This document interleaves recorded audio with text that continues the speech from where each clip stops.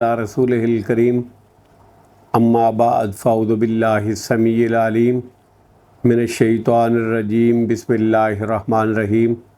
سورہ زمر، بامانی بامحاورہ ترجمہ اور تشریح۔ پہلے بامانی ترجمہ، آیت نمبر 60۔ وَيَوْمَ الْقِيَامَةِ، اور قیامت کے دن، تَرَى الَّذِينَ، آپ دیکھیں گے ان لوگوں کو جنہوں نے کذبوا، جھوٹ بولا، علی اللہ، اللہ پر، وجوہہم، ان کے چہرے، مسودہ، سیاہ ہوں گے، الیسا، کیا نہیں ہے، فی جہنم، جہنم میں، مثوی للمتکبرین، ٹھکانہ، للمتکبرین، تکبر کرنے والوں کے لیے۔ آیت نمبر 61۔ وَيُنَجِّي اللَّهُ الَّذِينَ اتَّقَوْا، اور نجات دے گا اللہ تعالیٰ الذین، ان لوگوں کو، اتقوا، جو تقوی اختیار جنہوں نے کیا، بمفازتہم، ان کی کامیابی کی وجہ سے، لا یمسہم السوء، نہیں پہنچے گی ان کو تکلیف، ولا ہم، اور نہ وہ، یحزنون، غمگین ہی ہوں گے۔ آیت نمبر 62۔ اللہ ہی خالق ہے، پیدا کرنے والا ہے، کل شیء، ہر چیز کا، وہو، اور وہ، علی کل شیء، ہر چیز پر، وکیل، خوب نگہبان ہے۔ آیت نمبر 63۔ لہو، اسی کے پاس ہے، مقالید السماوات والارض، مقالید، چابیاں، السماوات والارض، آسمانوں اور زمین کی، والذین، اور وہ لوگ، کفروا، جنہوں نے کفر کیا، بآیات اللہ، اللہ کی آیتوں کے ساتھ، اولئک، یہ لوگ، ہم الخاسرون، وہی ہیں نقصان اٹھانے والے۔ آیت نمبر 64۔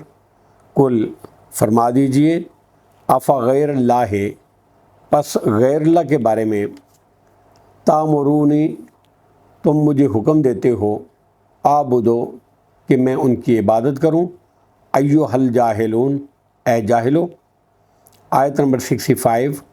وَلَقَدْ، اور البتہ تحقیق، اوحیا، وحی کی گئی، الیک، آپ کی طرف، وَإِلَى الَّذِينَ، اور ان لوگوں کی طرف، من قبلک، جو آپ سے پہلے تھے، لئن، البتہ اگر، اشرکت، آپ نے شرک کیا، لیحبطن، تو یقیناً ضائع ہو جائیں گے، عملوں کا، آپ کے عمل، وَلَتَکُونَنَّ، اور البتہ ضرور آپ ہو جائیں گے، من الخاسرین، نقصان اٹھانے والوں میں سے۔ آیت نمبر 66۔ بل اللہ، بلکہ اللہ ہی کی، فاعبد، آپ عبادت کیجئے، وکم من الشاکرین، اور آپ ہو جائیں من الشاکرین، شکر کرنے والوں میں سے، شکر گزاروں میں سے۔ آیت نمبر 67۔ وما قدر اللہ، اور نہیں انہوں نے قدر کی اللہ تعالیٰ کی، حق کا، جیسا حق ہے، قدر ہی، اس کی قدر کرنے کا، والارض، اور زمین، جمیعاً، سب کی سب، قبضتہ، اس کی مٹھی میں ہوگی، یوم القیامت، قیامت والے دن، والسماوات، اور آسمان، مطویات، لپٹے ہوئے ہوں گے، بیمین، اس کے دائیں ہاتھ میں، سبحانہ، وہ پاک ہے، وتعالی، اور وہ بلند ہے، اما، اس سے جو، یشرکون، وہ شریک ٹھہراتے ہیں۔ اب بامحاورہ ترجمہ اور اس کی تشریح۔ آیت نمبر 60۔ وَيَوْمَ الْقِيَامَةِ تَرَى الَّذِينَ كَذَّبُوا عَلَى اللَّهِ وُجُوهُهُم مُّسْوَدَّةٌ، اے نبی اکرم صلی اللہ علیہ وسلم، آپ روز قیامت ان کو دیکھیں گے جنہوں نے دنیا میں اللہ پر جھوٹ باندھا، وجوہہم مسودہ، ان کے منہ کالے ہوں گے، ان کے منہ کالے ہوں گے، جس کی وجہ سے عذاب کی ہولناکی اور اللہ کے غضب کا مشاہدہ ہوگا۔ اور حدیث میں آتا ہے کہ صحیح مسلم کی حدیث نمبر 91 ہے، الکبر، بطر الحق کے، وغمت الناس، حق کا انکار اور لوگوں کو حقیر سمجھنا کبر ہے، تکبر ہے، یہ استحفام تقریری ہے، یعنی اللہ کی اطاعت سے تکبر کرنے والوں کا ٹھکانہ جہنم ہے۔ وجوہہم مسودہ، ان کے منہ کالے ہوں گے، الیس فی جہنم مثوی للمتکبرین، کیا تکبر کرنے والوں کا ٹھکانہ جہنم نہیں ہے؟ آیت نمبر 61، وَيُنَجِّي اللَّهُ الَّذِينَ اتَّقَوْا بِمَفَازَتِهِمْ لَا يَمَسُّهُمُ السُّوءُ وَلَا هُمْ يَحْزَنُونَ، اور جن لوگوں نے تقوی اختیار کیا اللہ ان کو ان کی کامیابی کے سبب نجات دے گا۔ مفازت مصدر میمی ہے، یعنی فوز، کامیابی، شر سے بچ جانا اور خیر اور سعادت سے ہمکنار ہو جانا۔ مطلب ہے اللہ تعالیٰ پرہیزگاروں کو اس کامیابی، سعادت کی وجہ سے نجات عطا فرما دے گا جو اللہ کے نزدیک ان کے لیے پہلے سے ثبت ہے، لکھا ہوا ہے۔ لا یمسہم السوء، ان کو کوئی تکلیف نہیں پہنچے گی، ولا ہم یحزنون، اور نہ ہی وہ غمگین ہوں گے۔ وہ دنیا میں جو کچھ چھوڑ آئے ہیں اس پر ان کو کوئی غم نہیں ہوگا، وہ چونکہ قیامت کی ہولناکیوں سے محفوظ ہوں گے اس لیے ان کو کسی بات کا غم نہیں ہوگا۔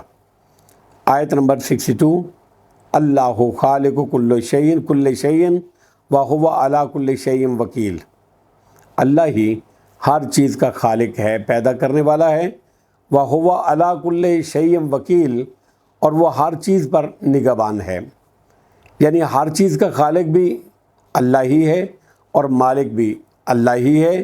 وہ جس طرح چاہے تصرف اور تدبیر کرے، ہر چیز اس کے ماتحت ہے، ہر چیز اس کے زیر تصرف ہے، کسی کو سرتابی یا انکار کی مجال نہیں ہے۔ وکیل بمانی محافظ اور مدبر، ہر چیز اس کے سپرد ہے اور وہ بغیر کسی کی مشارکت کے، بغیر کسی کی شرکت کے ان کی حفاظت اور تدبیر کر رہا ہے۔ آیت نمبر 63، لَهُ مَقَالِدُ السَّمَاوَاتِ وَالْأَرْضِ، اللہ ہی کے پاس آسمانوں اور زمین کی چابیاں ہیں۔ مقالید و مقلید اور مقالات کی جمع ہے، یا اقلید کی خلاف قیاس جمع ہے۔ بعض نے اس کا ترجمہ چابیاں کیا ہے اور بعض نے اس کا ترجمہ خزانے کیا ہے، مطلب دونوں صورتوں میں ایک ہی ہے۔ تمام معاملات کی باغ ڈور میرے اللہ کے ہاتھ میں ہے۔ لَهُ مَقَالِدُ السَّمَاوَاتِ وَالْأَرْضِ، اسی کے پاس آسمانوں اور زمین کی چابیاں ہیں۔ وَالَّذِينَ كَفَرُوا وَكَذَّبُوا وَالَّذِينَ كَفَرُوا بِآيَاتِ اللَّهِ أُولَٰئِكَ هُمُ الْخَاسِرُونَ، اور جن لوگوں نے اللہ کی آیتوں کا انکار کیا وہی لوگ خسارہ اٹھانے والے ہیں، یعنی کامل خسارہ، مکمل خسارہ، کیونکہ اس کفر کے نتیجے میں وہ جہنم میں چلے جائیں گے۔ آیت نمبر 64، قُلْ أَفَغَيْرَ اللَّهِ تَأْمُرُونِی أَعْبُدُ أَیُّہَا الْجَاہِلُونَ، اے نبی اکرم صلی اللہ علیہ وسلم آپ فرما دیجئے، اے جاہلو، کیا تم مجھے غیر اللہ کے بارے میں حکم دیتے ہو کہ میں ان کی عبادت کروں؟ یہ کفار کی اس دعوت کے جواب میں ہے جو وہ پیغمبر اسلام جناب حضرت محمد رسول اللہ صلی اللہ علیہ وسلم کو دیا کرتے تھے کہ اپنے آبائی دین کو اختیار کر لیں جس میں بتوں کی عبادت شامل تھی۔ اے جاہلو، کیا تم مجھے غیر اللہ کے بارے میں حکم دیتے ہو کہ میں ان کی عبادت کروں؟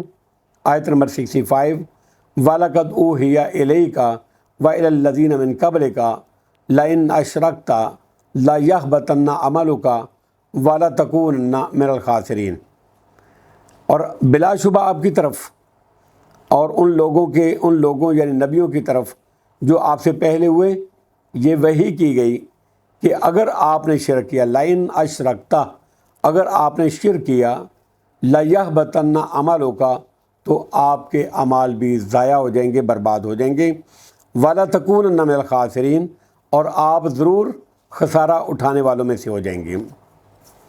اگر تو نے شرک کیا ہے، نبی اکرم صلی اللہ علیہ وسلم اگر آپ نے بھی شرک کیا کا مطلب ہے اگر موت شرک پر آئی اور اس سے توبہ نہ کی، خطاب اگرچہ نبی اکرم صلی اللہ علیہ وسلم سے ہے جو شرک سے پاک بھی ہیں اور آئندہ کے لیے محفوظ بھی، کیونکہ پیغمبر اللہ کی حفاظت اور عصمت میں ہوتا ہے، ان سے ارتکاب شرک کا کوئی امکان نہیں تھا۔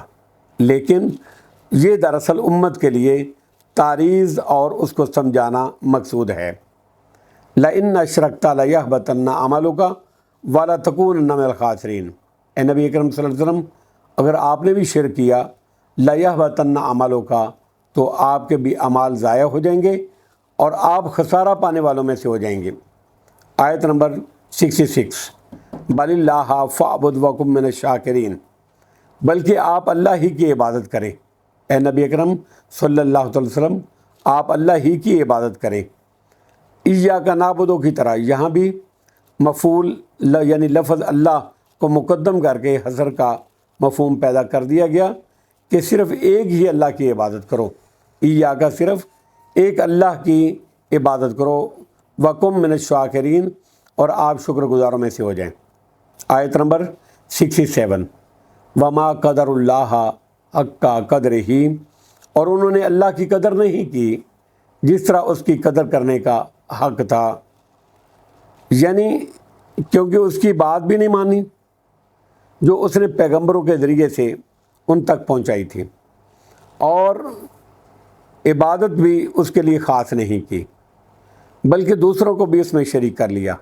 حدیث میں آتا ہے، صحیح بخاری کی حدیث نمبر 4811 ہے کہ ایک یہودی عالم نبی اکرم صلی اللہ علیہ وسلم کی خدمت اقدس میں حاضر ہوا اور آ کے کہنے لگا کہ ہم اللہ کے بارے میں یعنی کتابوں میں یہ بات پاتے ہیں کہ وہ قیامت والے دن آسمانوں کو ایک انگلی پر، زمینوں کو ایک انگلی پر، درختوں کو ایک انگلی پر، پانی اور صحرا یعنی تری کو ایک انگلی پر، تمام مخلوقات کو ایک انگلی پر اللہ رب العزت رکھ لے گا اور فرمائے گا میں بادشاہ ہوں، میں بادشاہ ہوں، میں بادشاہ ہوں۔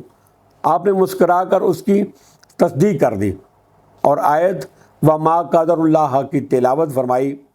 محدثین اور سلف کا عقیدہ ہے کہ اللہ کی جن صفات کا ذکر قرآن مجید اور احادیث صحیحہ میں ہے، جس طرح اس آیت میں ہاتھ کا اور حدیث میں انگلیوں کا ثبوت ہے، ان پر بلا کیف و تشبیہ اور بغیر تعویل و تحریف کے ایمان رکھنا ضروری ہے۔ اس لیے یہاں بیان کردہ حقیقت کو مجرد غلبہ و قوت کے مفہوم میں لینا صحیح نہیں ہے۔ اور انہوں نے اللہ کی قدر نہیں کی جس طرح اس کی قدر کرنے کا حق ہے۔ والارض جمیعا قبضتہ یوم القیامت والسماوات مطویات بیمینہ، اور قیامت کے دن ساری زمین اللہ کی مٹھی میں ہوگی اور آسمان بھی اس کے دائیں ہاتھ میں لپٹے ہوں گے۔ یعنی اس کے بارے میں حدیث میں آتا ہے، یہ صحیح بخاری کی حدیث نمبر 4812 ہے، اللہ تعالیٰ فرمائیں گے انا الملک این ملوک الارض، میں بادشاہ ہوں۔ اللہ فرمائیں گے میں بادشاہ ہوں، زمین کے بادشاہ آج کہاں ہیں؟ زمین کے بادشاہ آج کہاں ہیں؟ میں بادشاہ ہوں، میرے علاوہ کوئی بادشاہ نہیں ہے۔ سبحانہ و تعالی اما یشرکون، اللہ پاک ہے اس شرک سے بالا تر ہے جو وہ کرتے ہیں۔ واللہ عالم بالصواب، وآخر دعوانا ان الحمد للہ رب العالمین۔